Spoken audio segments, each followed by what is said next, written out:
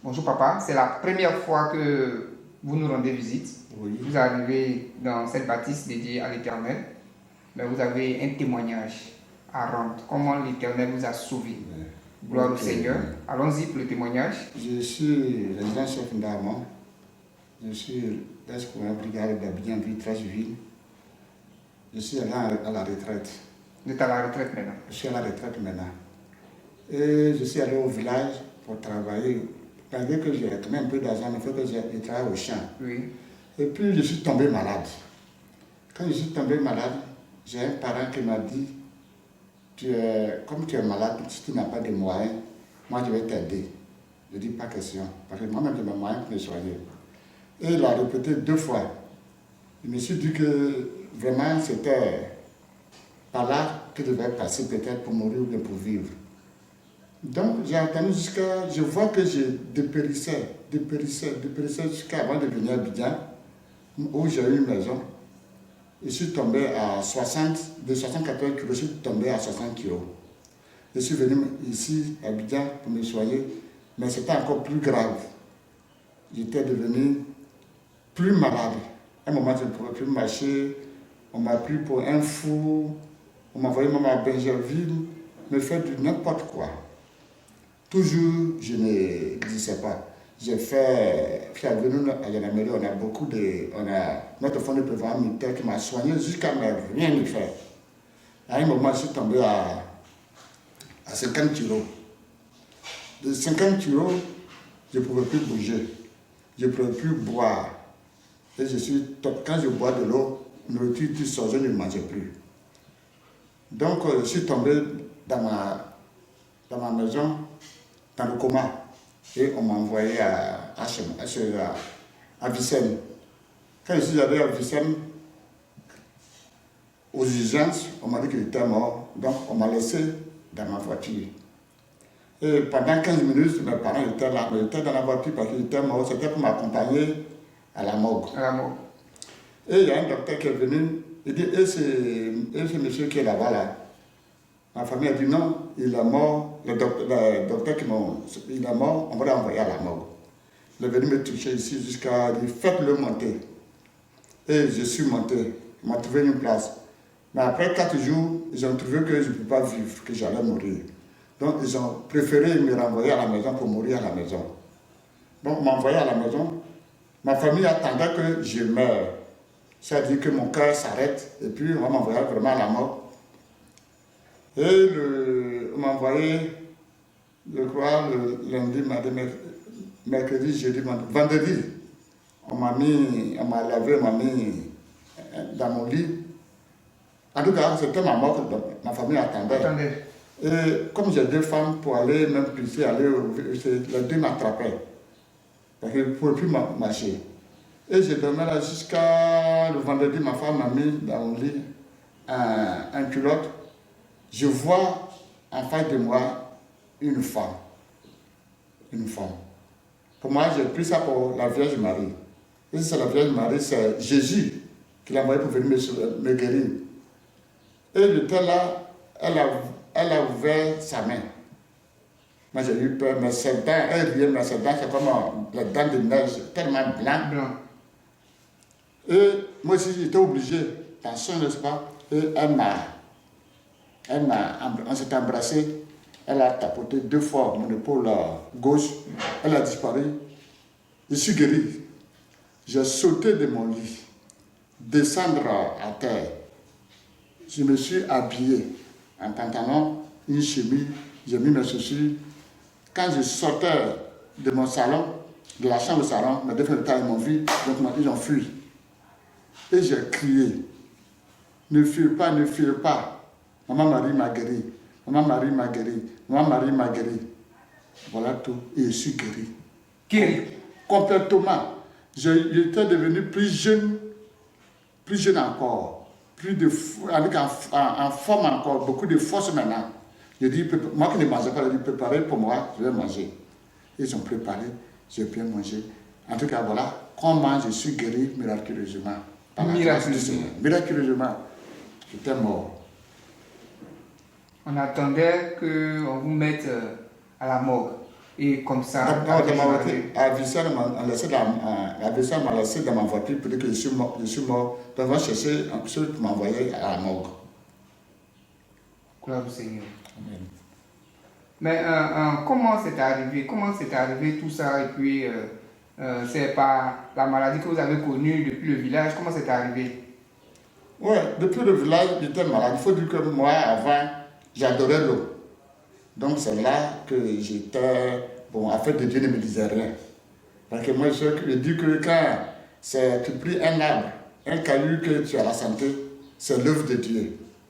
Mais quand je suis tombé malade, et qu'on m'a envoyé à Abidjan, et que miraculeusement la Vierge Marie m'a sauvé, en tout cas, elle m'a sauvé de la tombe quand j'étais malade, elle m'a sauvé de la tombe. C'est ce jour-là, j'ai vu que vraiment, il y a un Dieu. Et que Jésus-Christ, à chacun de nous, si on le croit, on croit vraiment à la foi en Dieu, Jésus fera tout pour nous. Tout pour nous. Tout pour nous. Vous n'êtes pas chrétien, hein? Vous adorez l'eau. Il y a de l'eau. Mais c'est ma femme, mes deux femmes là.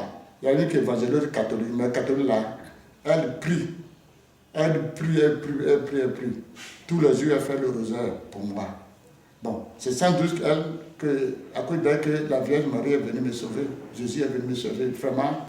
Elle vous a fait miséricorde. Miséricorde, vraiment Malgré miséricorde. que vous ne priez pas, malgré que vous adorez les fétiches, Ouais. Dieu s'est présenté à vous, et vous a apporté la guérison. Et depuis ce jour, vous n'êtes plus tombé malade. Hein? Ouais, c'est ça, je dis, j'ai beaucoup de choses à parler. Parce que j'ai été une fois, j'ai mis une grande maison dans mon village, c'est moi qui étais sauvé. J'ai mis une femme dedans. Et la femme, ma maison, comme je travaillais depuis 15 ans, c'était devenu le coin d'adoration des sorciers et sorciers. Donc quand je venais, la femme qui était dans ma maison, elle se, quand je vais, elle me voit de la soirée, elle quitte ma maison. Là, je revenais parce que je partais en congé. Mais quand ils ont vu que je venais à la retraite, je vais la chasser. Donc, je vais en 2008, le 7, je vais au village, voilà, on me jette la prostate. Et la prostate que j'ai eue, je ne savais pas. Quand je ne savais pas, j'ai bu de l'eau. Oh, en buvant de l'eau, c'était pour ma vessie va s'éclater. J'ai fait 2 jours. Et j'ai pris voiture. À chaque minute que je vais pisser, c'est 2 gouttes qui tombent. J'avais oublié qu'il y a un dispensaire à Yaou, à Yamé, à Bonois, à Bassam, à Bichel-Babidjan. Et c'est mon frère, un neveu. Il fait tout ça. Quand il m'avait dit, oncle, tu es mort. Parce que j'étais mouillé. Tellement j'ai le mal, donc j'étais mouillé. Et je suis allé chez lui. Il a pris il m'a piqué là. Parce que si on mettait le son, j'allais mourir. Il m'a piqué. Et c'est l'eau est passée jusqu'à j'ai dormi là. Et là, je suis allé me faire opérer. Donc, je suis allé au commandement supérieur. Et un ami m'a dit, qu'est-ce qu'il y a? Je dis, je suis malade. Il dit, alors, il m'a envoyé au ministre de la Défense, on m'a fait prise en charge. On m'a envoyé chez le professeur Niang. Niang m'a opéré bien. C'est très bon. 4 jours après, il dit, bon, va à la maison. Je me lève, je tombe dans le coma. Et de ce coma, on m'envoie à Vicenne. Je précise que ma première opération a fait 1 750 000. 2 opérations, 1 750 000. 3 opérations. Donc, on m'a envoyé là-bas et je suis allé à la maison. 2 jours après, la prostate a commencé à venir. Je suis venu voir le professeur, il m'a dit non, si on t'opère, tu vas mourir, qu'on ne opère pas 2 fois. Et puis c'est presque dans le même moment, on ne peut pas te dire de pas. Je dis, opère-moi, si je meurs, c'est Dieu, je vais partir. On a discuté jusqu'à, il a eu pitié de moi, il m'a opéré, il a ouvert maintenant seul. Après, je vais à la maison, quelques jours après, la prostate revient encore. Bon, j'ai appelé mon neveu là, que tu sais, il est venu, il a essayé de mettre son, pendant 2 heures, il n'a pas pu. Je suis allé à Vicenne, 2 heures, il n'a pas pu. Je suis allé voir le professeur Niang encore. Il a essayé jusqu'à n'a pas pu pendant 3 heures. Bon, le sang même a coulé jusqu'à. On m'a dit qu'il y a un endroit qui est derrière ce côté de 2 plateaux là. C'est là-bas seulement on peut faire ce travail. Et je suis allé. Le type a essayé jusqu'à. Il n'a pas pu. C'est le seul endroit où les gens quittent partout pour venir. Et aussi j'ai essayé jusqu'à n'a pas pu. Donc, il dit, chef, tu vas mourir. Il dit, bon, si je vais mourir, c'est l'œuvre de Dieu, c'est bon. Si je suis allé chez Niang encore. Je dis, professeur, il faut m'opérer. Il dit, non, non, pas question, je ne te paie pas. Si je te paie, tu vas mourir. Je dis, opère-moi. Il dit, je ne te paie pas. Je dis, donne-moi papier. Je vais signer pour dire que c'est moi-même qui t'ai autorisé à m'opérer. Si je meurs, je suis responsable. Il dit, bon, je vais t'opérer. Il m'a opéré. Maintenant, je ne savais pas qu'il m'a opéré parce qu'il m'a endormi. Nous, de quand j'ai fini, il allait me mettre dans le lit pour un repos. Je pensais qu'il m'avait pas opéré. Donc, nous, on a fait palabre. Je suis allé à la maison.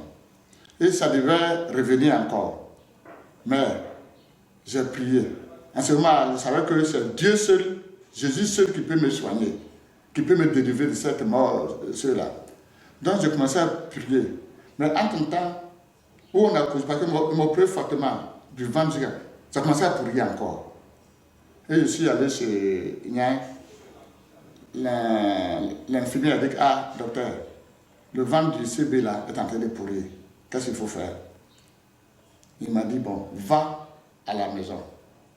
Dans 2 jours, il faut venir. On va réouvrir encore ton ventre pour t'opérer de nouveau. Mais là, j'ai eu peur. J'ai dit, bon, maintenant, c'est la mort. J'ai fait 3 jours, je suis revenu. Mais comme j'avais peur, j'étais le premier. Comme j'avais peur, il y a un colonel qui est venu. Il dit, bon, le docteur est venu pour me prendre. Professeur Niang, je dis, prenez le professeur, mon patron, quand il est venu, prenez-le. Après, deuxième, et je commençais à prier. Je dis, Seigneur, si vraiment c'est pour mourir ici, là, faites que je retourne encore à la maison pour que je puisse au moins goûter un peu de sauce. Parce que si je meurs comme ça, c'est très dangereux pour moi. C'est très évident. Donc, je commençais à prier. Et le deuxième, il est venu, il dit, non, prenez le commandant là. J'étais le 3e. Quand il est venu, il m'a dit, CB, va. Donc, je suis allé avec la sage-femme pour voir. C'était pour voir. Mais ce qu'il m'a dit, ce qui m'a touché, qui a été vraiment un miracle pour moi, il dit, CB, je voulais t'opérer. Mais seulement, je n'ai pas pu payer le code là, pour t'opérer là. Va te faire soigner par l'infirmière là. Demain, tu viens, je vais t'opérer. Je dis, bon, j'ai compris. Je vais, en fois de prier à la maison, je prie. Il y a un frère qui est venu me dire de prier fortement le Seigneur Jésus. Que par cette grâce-là, si j'ai la foi, je vais guérir. Le lendemain, je vais chez la femme pour me soigner. Les gars, c'est fermé. Et l'infirmier a crié, professeur, viens. Le professeur a crié, il dit, qu'est-ce qui se passe? Je dis, non, voilà, le ventre du CB est fermé. Moi, je ne sais pas comment j'ai fait. Hier, c'était ouvert, ça sentait. Maintenant, tout est parti. Alors, le professeur m'a dit, CB, qu'est-ce qui s'est passé?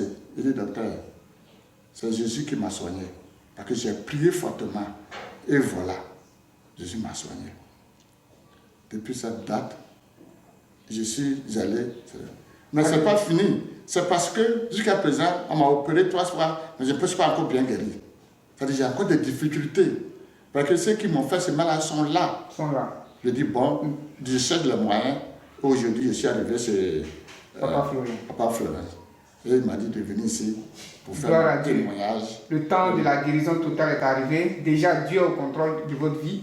C'est Dieu qui vous a sauvé jusqu'à présent. Merci. Donc, c'est Dieu aussi qui vous a conduit ici. Gloire à Dieu. Voilà. C'est Dieu parce que je ne voulais pas venir ici. Je vais vous dire, j'ai un ami intime qui est en France. Il s'appelle Soa. Il a là-bas plus de 20 ans. Quand il m'a vu, il dit, mais CB, toi tu as vérifié que tu t'es fait, tu es malade. Va à tel endroit. Il m'a donné le numéro. Tout cela. Je ne suis pas venu. Parce que je ne croyais pas, je ne suis pas venu. Je suis allé chez le docteur K, le président de pour soigner. Il m'a appelé encore. Il dit, mais je te dis d'aller là-bas, tu vas guérir là-bas. Je dis, bon, pas question. 3e, il est venu. Il m'a dit, si tu ne vas pas là, tu vas mourir, c'est plus ton ami. Va. Et cette fois-ci, j'ai eu le temps d'appeler mon petit-fils qui est ici, et l'appeler ici. C'est là que je suis arrivé ici. Gloire au Seigneur. C'est Dieu qui veut vous sauver. Merci d'être venu pour rendre ce témoignage-là. Vous allez revenir bientôt pour glorifier encore le nom de Dieu. Merci. Parce que vous serez guéri totalement. Amen.